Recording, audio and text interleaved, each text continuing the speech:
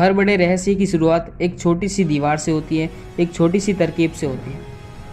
ये कहानी है 5 बंदों की।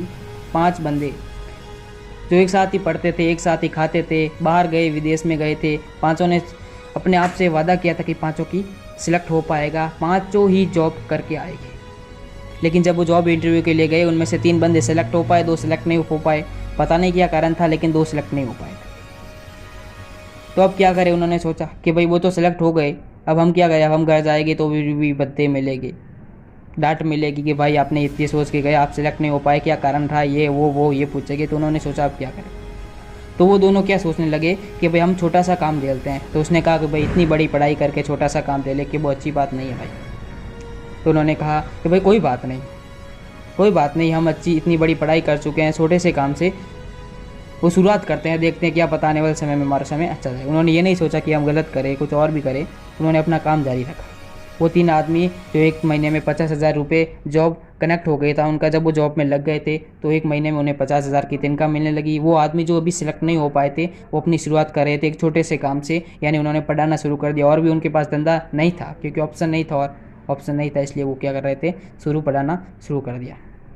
शुरुआत हुई उनके छोटे से तनख्वाह से। उनकी तनख्वाह थी 5,000। वो आदमी जो जॉब सेलेक्ट हो गए थे, उनकी तनख्वाह थी एक महीने में 50,000 के लगभग। धीरे धीरे समय बीतता गया, टाइम बीतता गया। मैंने कहा ना, time and tide wait for none. समय और ज्वार भाटा किसी का इंतजार नहीं करते, उसी प्रकार समय बीतता गया, समय चलता गया, ये सोच बदलती गई और उनकी तनख्वाह में भी बहुत विचार आया। वो जॉब पर काम करते थे, उनकी तनख्वाह में बहुत कम विचार आया, बहुत कम फ़र्क पड़ा।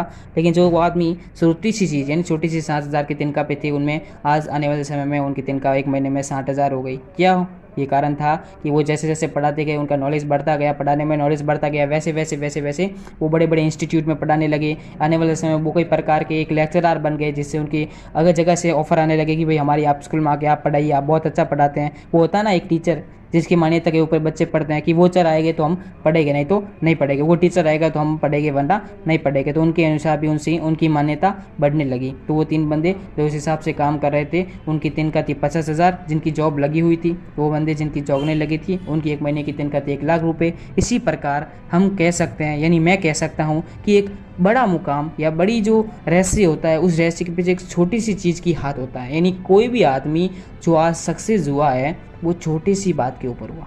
एक छोटी सी चीज़ से वो बड़ा आदमी या बड़ी उम्मीद को प्राप्त कर चुका है। वही इसकी एक रहस्यमंद चीज़ है। Okay, thank you bye. एक आज के माध्यम से एक शायरी बोलना चाहता हूँ।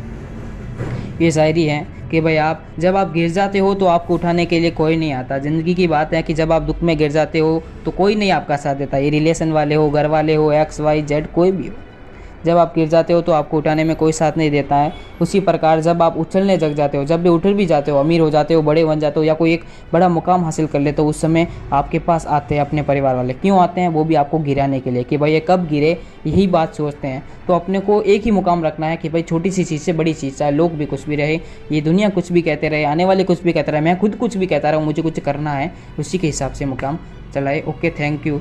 यही थी आज की महान कहानी।